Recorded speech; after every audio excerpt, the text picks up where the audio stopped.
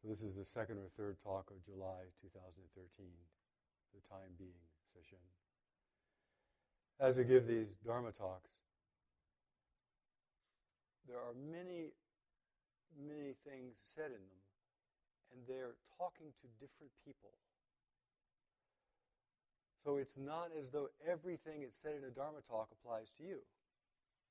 There are people working on lots of different facets. Everybody is a different person. And while we all have a common denominator of our own humanity and our own awareness, nonetheless, each person's karma is very unique. So as I'm talking and pointing out and guiding in different ways, if something is relevant for you, if it strikes you, great. If it has no relevance for you and it just goes zing by, that's okay. So not everything is applicable to everyone, but everything has a certain truth to it. So our lives are momentary. And before we know it, young people have become middle-aged. And middle-aged people have become old. This very body is the ceaseless movement of time.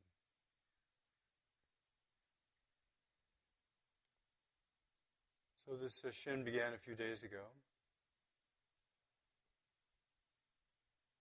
And that time is gone. There was a period before this talk that's gone. The period before this talk is forgotten. How would you distinguish it from all the other dozens or hundreds of periods? Gone. And looking back at all those days in our lives, we've gone to work, or difficult times. Gone. I've done hundreds of weeks of Sesshin. There's not a trace left of any of it. The mountains of food we've eaten, digested and excreted, all gone. So that's one very clear truth, that, as Umar Khayyam says, something like, the finger having writ moves on, nor all your power or wit can wash away a word of it. Something like that. Can't change a single solitary thing of the past.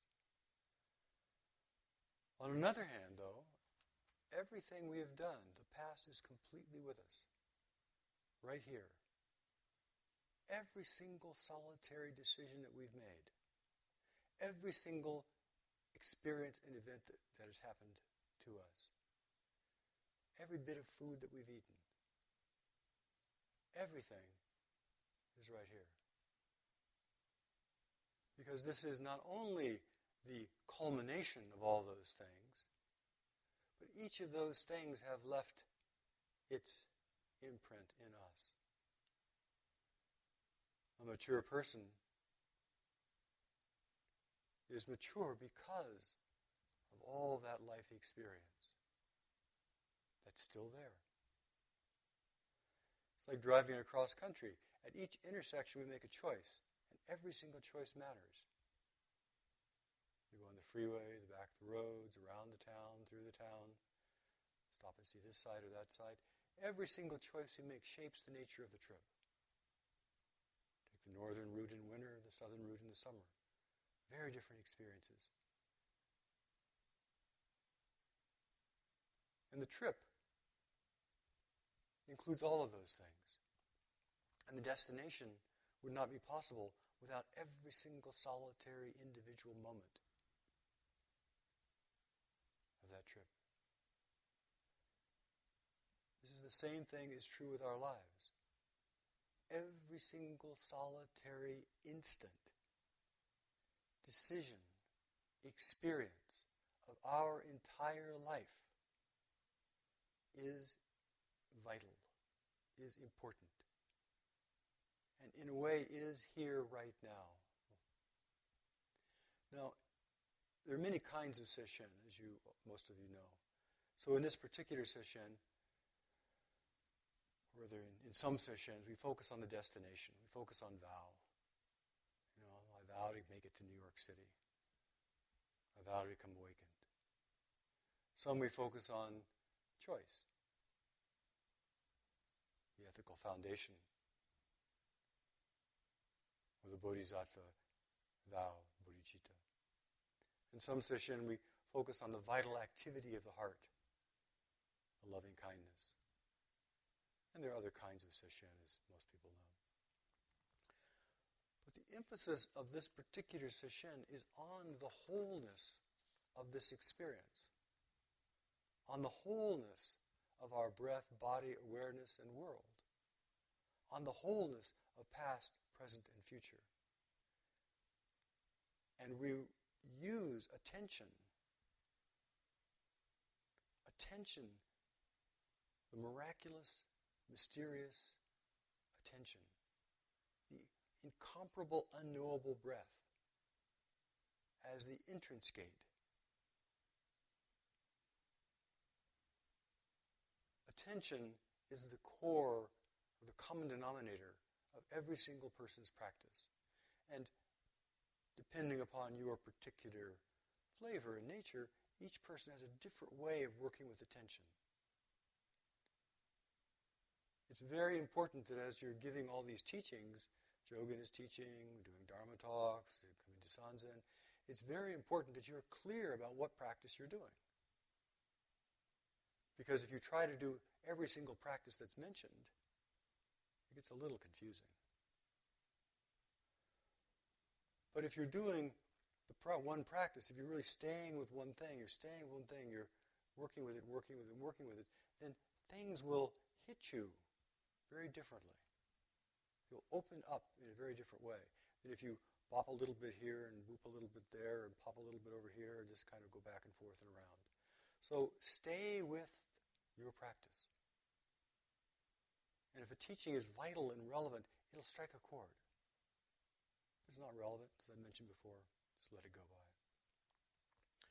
So right now I'm talking partly from the rational mind. Because the rational mind has to be satisfied. If the rational mind is not satisfied, we can't make the leap of faith. We can't make the jumping into the flow of practice as well. But if you're not practicing if the rational mind isn't your issue, if you're deeply engaged with mu, you're deeply engaged with awareness of some sort, that's not a matter of the rational mind. So we ignore this kind of thing.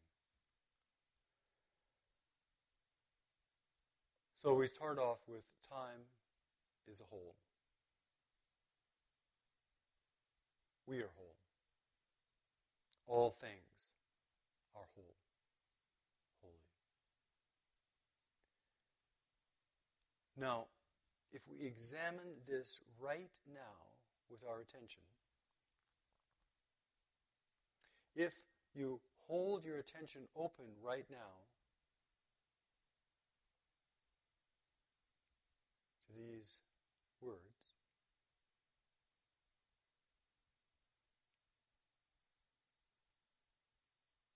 there are words, there are spaces, words, the sound of traffic, sound of the breeze, silence. Moment by moment, instant by instant, there is experience.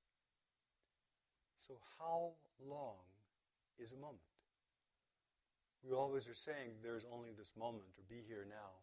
How long is this moment? So open your awareness, breathe, look into your practice, and see for yourself, what is a moment of practice?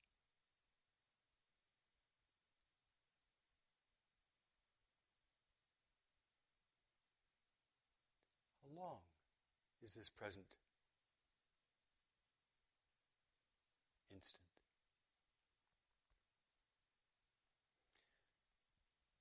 The present moment is not about something that's already happened.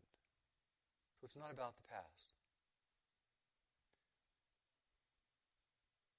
So as you look at the present moment, anything that's already happened doesn't count. If you let go of anything that's already happened, like the beginning of a breath, and you look at the present moment, what do you see?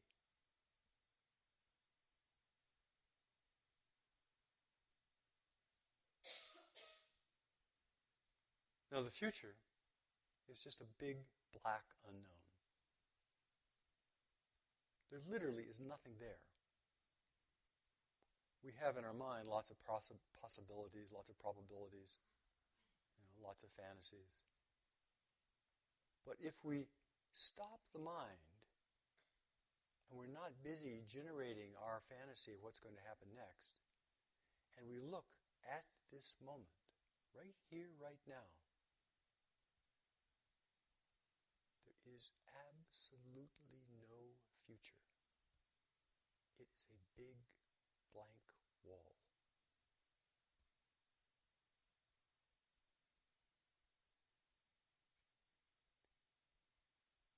This moment is not about something that has a beginning, a middle, and an end. Because a beginning is already past. End hasn't yet come. And as we know, we can look directly, there is no future. The mind, of course, is generating all sorts of ideas and thoughts and probabilities. But if the mind stops and we really look directly at this instant, right here, right now, there's nothing.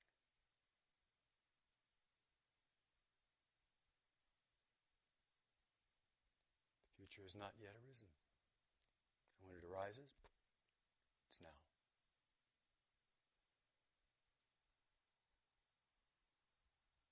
Now, as you are breathing, you take a breath, and you look at this moment, and you let go of memory.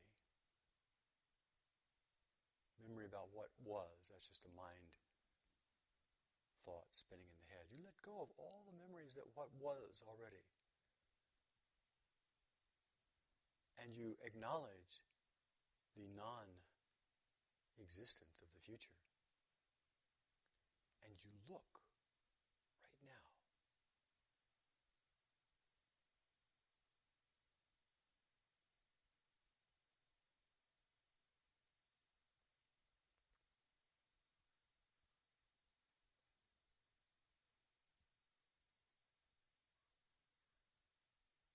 We say there's nothing there. It denies the reality of our own experience. We say there's something there. Well, what is it? No past, no future.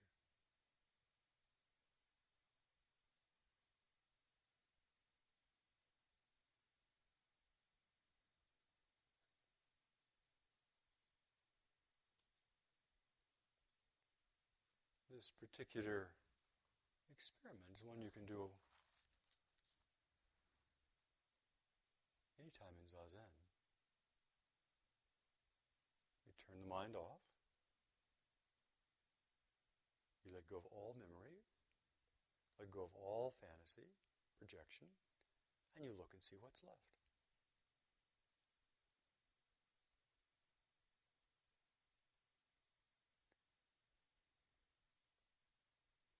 In the old days, in the old teaching, they used to say time flies swiftly than an arrow. I think an arrow is probably about as fast as things are perceived as going. Now, we might say that time moves more swiftly than light. But if light travels at the speed of light, it goes half an inch. It has a beginning, a middle, and an end. The end is gone. The future hasn't come. Where's the light?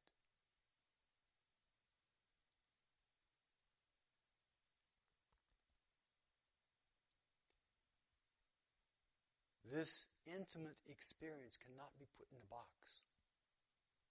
It can't be figured out. Thinking, memory, fantasy, projection cannot even taste the experience. Now, some people have a little trouble stopping their mind. It doesn't have to be for long, just an instant, all it takes. And of course, this is not an ultimate teaching. This is just an expedient means here.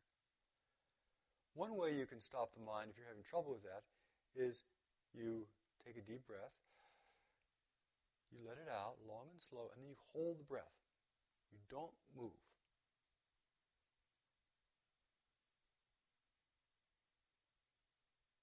While you're still, you look. How long is this instant?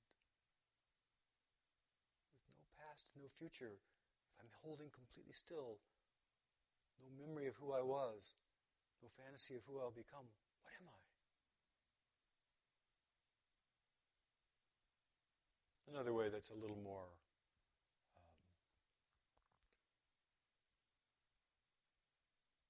is also available is if you can just stop the mind. Just say, stop thinking for a while. Shut up. And of course, the mind will come back. It's the very nature of the mind to think. So of course, our goal is not to kill the mind. That would be stupid.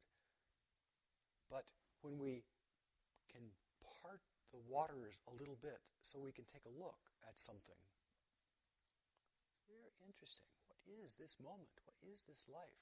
What is this particle of me?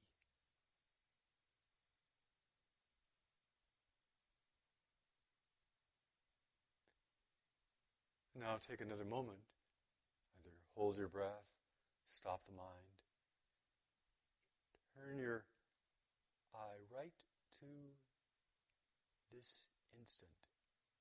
And in that instant, there are two things. There is a tingling life awareness,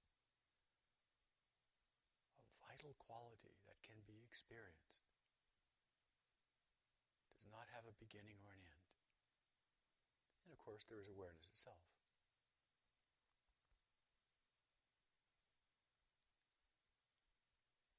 So try that over and over again. Stop the mind and look. However you can do that.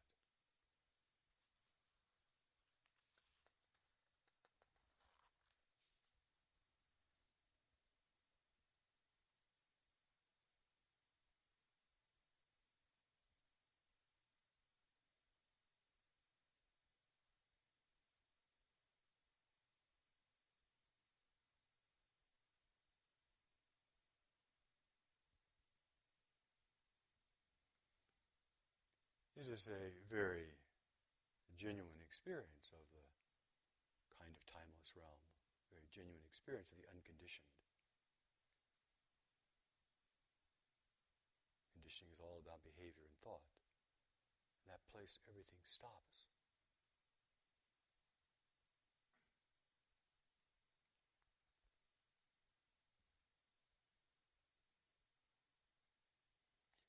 And it's interesting to do that with all of the great principles of Dharma.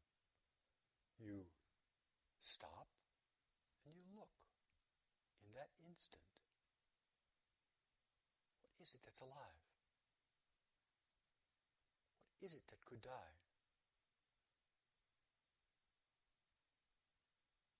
Where's my mind? Where is time?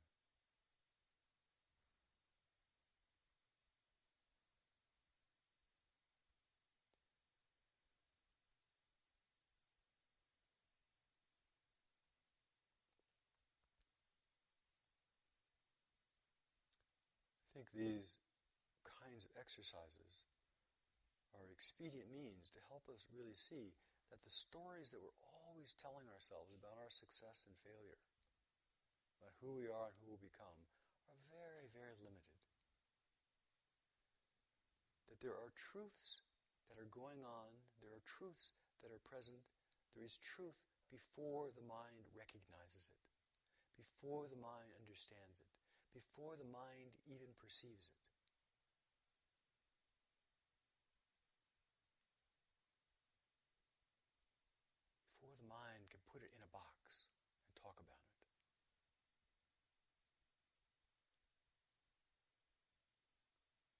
Stop the mind and look.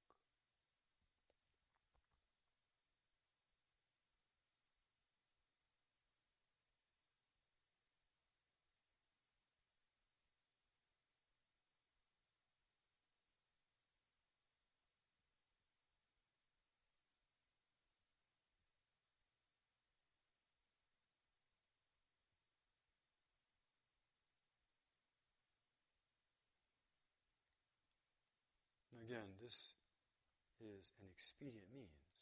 This is not an ultimate truth. But it's a very interesting way of beginning to see something beyond our ordinary mind. We've been talking a lot about the breath in many different ways. And if we look at the breath very carefully, even over time, not just in this instant there is no breath. If you stop the mind, you look in an instant, there is no breath. Because the breath is movement, and movement has to have a beginning, a middle, and an end. The breath is just movement. If you actually stop the mind and look, there is no breath.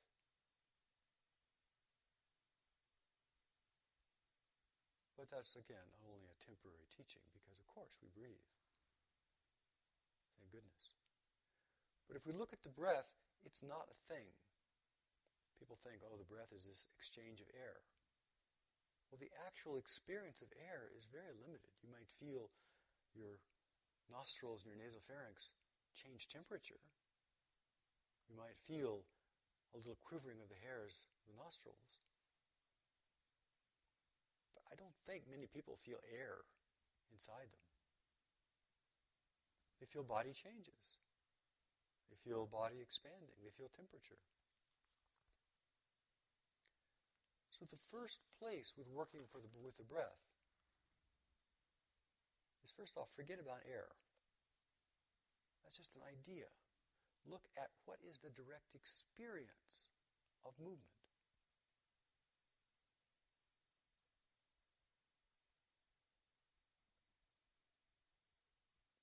Now, if we're looking at the breath carefully as movement, we can either attend to the side that is moving. If I move my arm around, I can pay attention to the arm. Or I can feel and become aware of the sensation of movement itself. We can become aware of how things are expressed, or we can be aware of the intimate experience. We're making an arbitrary distinction here right now, which is, again, expedient means. We can do the same thing with awareness. We can be aware of movement, or we can turn our mind back on awareness itself.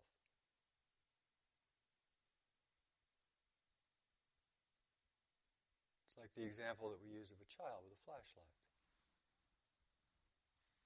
This particular practice is not the view of the child, which just sees everything swirling around. It's not the view of the objects the flashlight illuminates. It's not even the view of the flashlight moving all over the place. It is the view from the light itself. And if a child is throwing a flashlight all over the place, the light itself is always just light. So when we're working with breath at this kind of level, first we let go of any idea we have about breath. And then we look at the movement of the body as it breathes. We watch the movement of the body. Now there are different levels of movement. There is the physical movement of the musculature, and there's an energetic movement of a tingling movement inside. We can watch either of those. Or we can turn and watch ourselves watching the breath. These are all types of breath practice.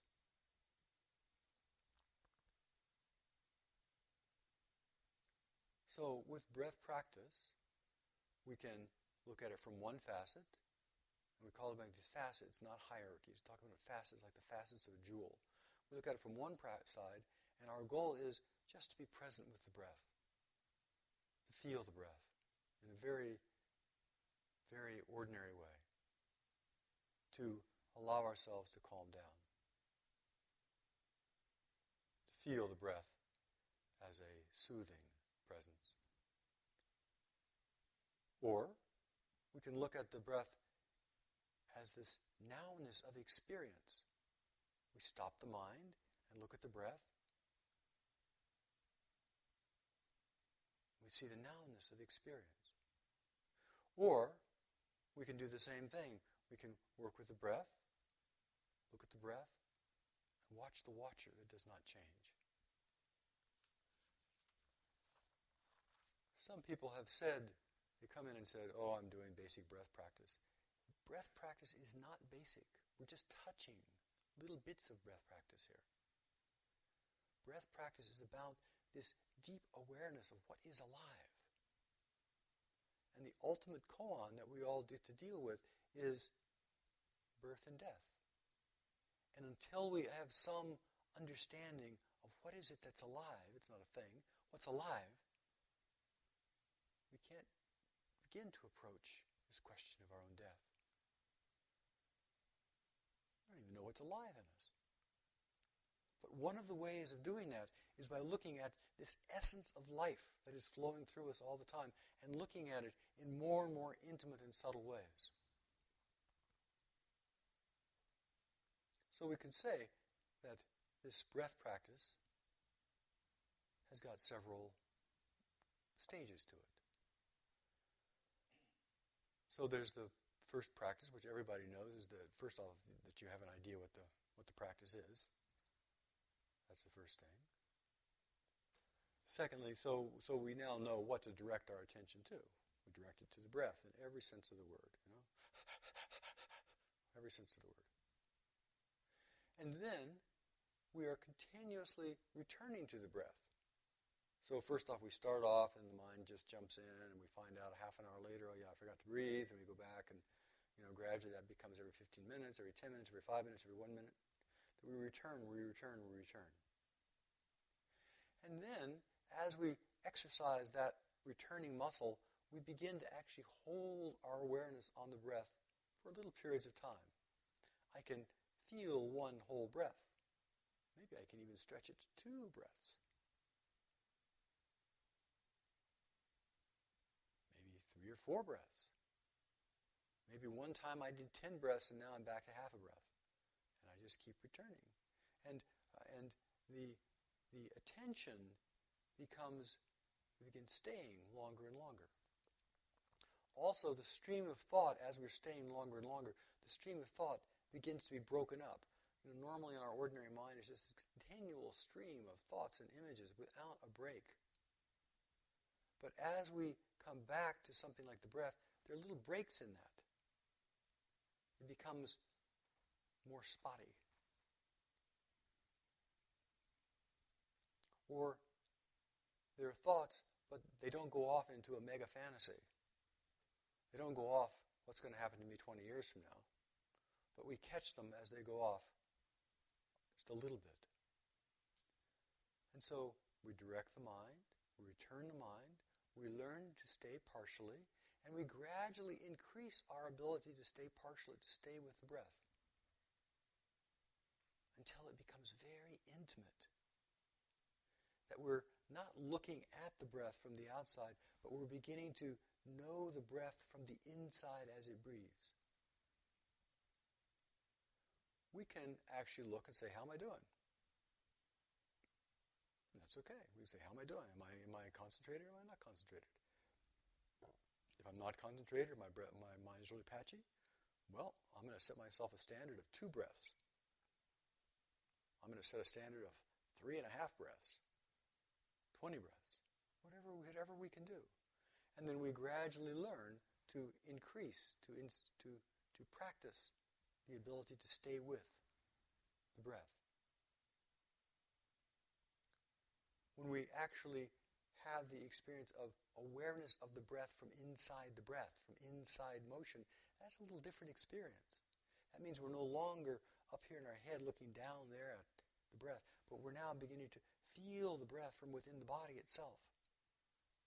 Because, of course, we are the body. What else could we be? That's a different kind of intimacy. It's intimacy with the breath. The breath is my life, not the breath is some thing that's down there in the body. And there's many points beyond that, a point of great calmness, where we begin to actually touch samatha, begin to actually touch calm abiding, deep tranquility, whatever. It's rarely helpful to judge where you're at in spiritual practices because first off, you don't have any idea. Secondly, you can't judge by what you don't know. Third, the great mystery is unknowable, so what standard could you have to judge it by? But, being Americans, North Americans, we all like to pick up some fantasy thing and compare ourselves inadequately to it.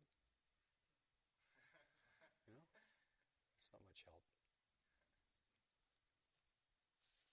But you can make a judgment about this. Am I really practicing staying with it? Because what we do over and over again, how we practice, is in a way what the results come from. We've had people in the Zendo here who've practiced being asleep for an entire Sesshin. That's the way it is. And, of course, the results are, you get the results of being asleep for an entire Sesshin. They're very rested at the end.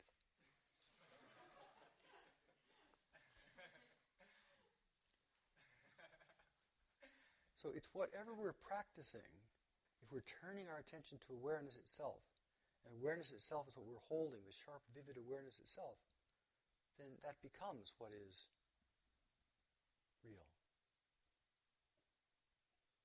So it's not helpful to practice unskillfulness as much as possible. So you practice returning, you practice being in the present moment. You don't practice writing novels. You don't practice having relationships. You don't practice all those other things that we could be doing in our minds, which actually never turn out to be the way they are, the way we fantasize about them. Instead, we practice being alive and being present and seeing what is really intimate. It's a whole life. This is not easy. And no one ever said it was easy. And practically part of the reason that the deep spiritual path, the path of practice, is the road less traveled, is because not only is it mysterious, and you need certain kind of guide, but it also is hard. It's hard to sit here. It's just an extraordinary group of people who can sit and practice in this way for a week. Extraordinary. In the realms of human beings, just sitting still for half an hour is extraordinary.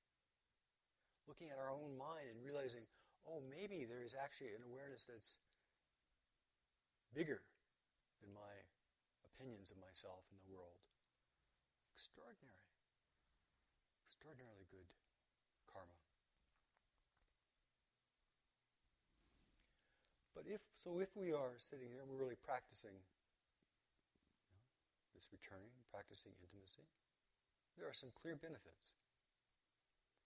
Just as if somebody has the benefit of sleeping for a week or being critical for a week, we've seen it a few times. It doesn't happen so much anymore, but sometimes people will come and they'll be self-critical for a week.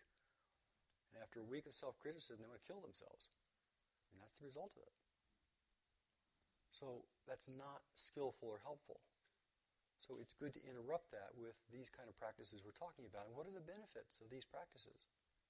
First off, if you do that, you become much calmer. There's an equanimity. Energy is freed up. All of you who've been to Sesshin know what it's like the last day. There's all this juice flowing. Clarifies what's important to us often, because the confusion in our mind has settled down. Anytime we have any direct experience, it touches the foundations of faith, helps us to be present for our life. Be alive to our own life is a great benefit. cuts doubt, resolve conflict. Because if we actually can see both sides of something, it's not in conflict anymore. And there may also be deep, life-changing insights. All these benefits are side effects. Luminous light, bliss, feelings of oneness, feelings of this is it. They're all side effects of the practice. They're not the goal of the practice. If we think of them as the goal of the practice, it's like somebody who wants to build a house but says, I only want the third floor. I don't want the first 3 floors. The third floor is a result. It's not quite a byproduct, but you have to do the first 3 floors. So insight is not something that we say, okay, I'd like that insight, give it to me. It doesn't work that way. Insight is a gift. Insight is grace. Insight is an offering. And we prepare the ground by this diligent practice. So please have faith in yourself. No one is broken. And our personalities could use some improvement, that's for sure. Behavior could use some improvement. But that which is our essence, perfect. So this wouldn't be the Zen tradition without talking about koans a little bit. And so I'll talk a little bit about a koan from the Hekigan Roku, the Blue Cliff Record, one of the great collections of koans. This is case number 2. The ultimate path is without difficulty. And the koans have usually several parts. There's a case, there's a preliminary poem, there's also a commentary, other poems. There's a lot of different kind of teachings woven around the main central part of the koan. But we'll talk about this particular one. Here's the introduction, the pointer, as it's called. Heaven and earth are narrow. Sun, moon, and stars all at once go dark. Even if blows of the staff fall like rain and shouts roll like thunder, you still haven't lived up to the task of the fundamental vehicle of transcendence. Even the Buddhas of the 3 times can only know it for themselves. The successive generations of ancestors have not been able to bring it up in its entirety. The treasury of teachings of the whole age cannot explain it thoroughly. Clear-eyed, patched-robed monks cannot save themselves completely. When you get here, how will you ask for more instruction? To say the word Buddha is trailing mud and dripping water. To say the word Zen is a face full of shame. Superior people who have studied for a long time do not wait for it to be said. Late-coming beginners simply must investigate and apprehend it. Now, this is just the introduction to the koan, which in itself is filled with all sorts of koans. What do these mean? It's all talking about states of mind. So what a koan is a case, a poem, an exchange with people about a state of mind. It might be a dialogue between 2 people pointing at a state of mind. It might be a case like this pointing at a state of mind. None of it is about somebody else. So when he says at the beginning of this pointer, heaven and earth are narrow, what is the state of mind where all of the heavens and all of the earth comes into one small place? What is it that contains all of the heavens and all of the earth? Or sun and moon and stars all at once go dark. What creates the sun and the moon and the stars? This is not about somebody outside, somebody up in the air waving a magic wand and suddenly there are these things out there. This is about our own intimate, direct experience looking at the source of all things. What is the source of all things? It isn't someplace else.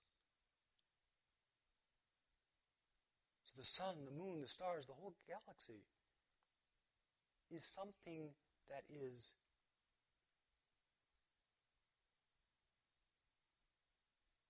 arises from something very intimate.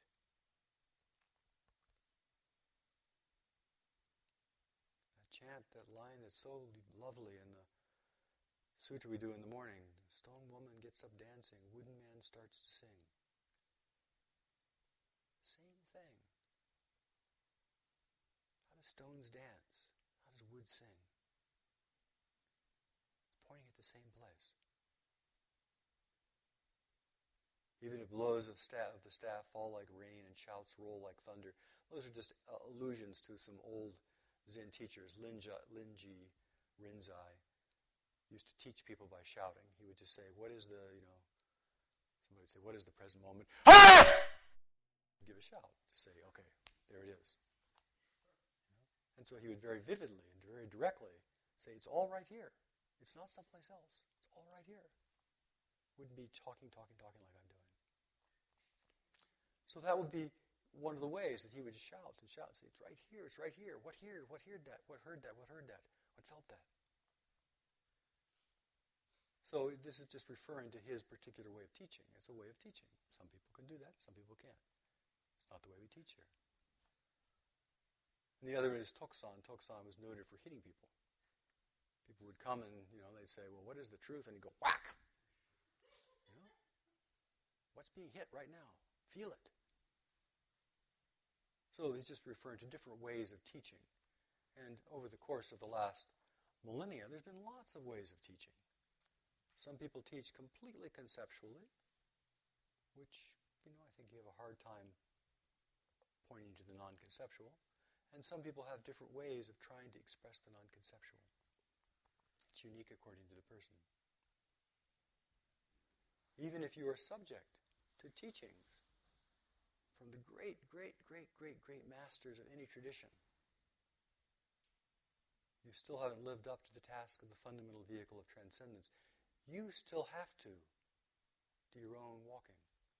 Even if we were in the assembly of the Buddha, like Ananda was. The Buddha, for all of his skill and magnificence,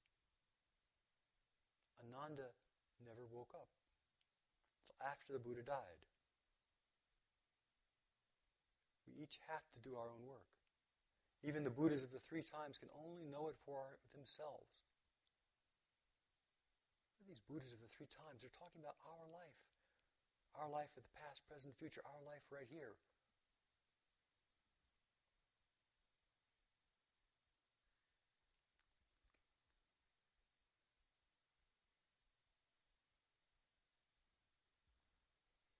The treasury of the teachings of the whole age cannot explain it thoroughly. Clear-eyed, patch-robed monks cannot save themselves completely. Part of the wonder of the great mystical traditions is it is not found in books. The entire Tripitaka, all the thousands of volumes of the Tripitaka, cannot describe your own breath to you. Do not know the taste of your own mouth.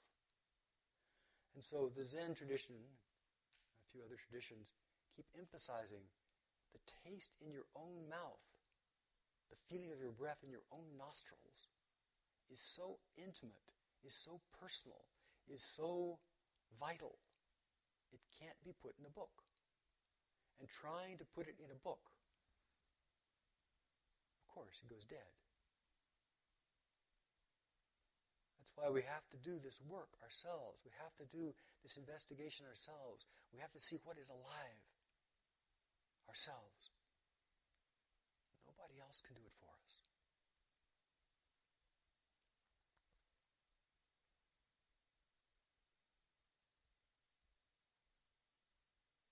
To say the word Buddha is trailing mud and dripping water. To say the word Zen is a face full of shame.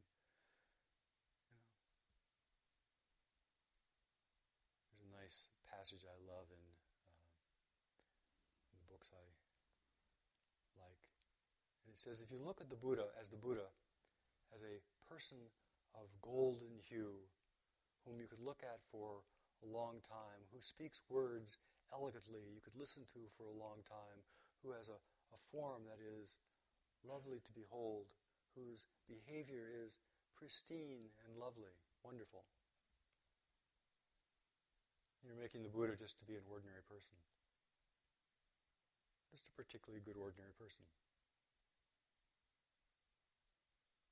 And you're making ourselves just an ordinary person. To particularize and say the Buddha is a thing which has a beginning, a middle, and an end, to say the Dharmakaya is a thing, is our own tightening the noose around our own neck. It's not about somebody else. It's not about if we do the right rites, the right rituals, we bow the right way, we have the right incense, we have the right this or that. We do have to have a container, and we have this very nice, lovely container. But the essence of our life can never be found in that container. The container is simply a way that we can all practice together harmoniously to do this most intimate investigation.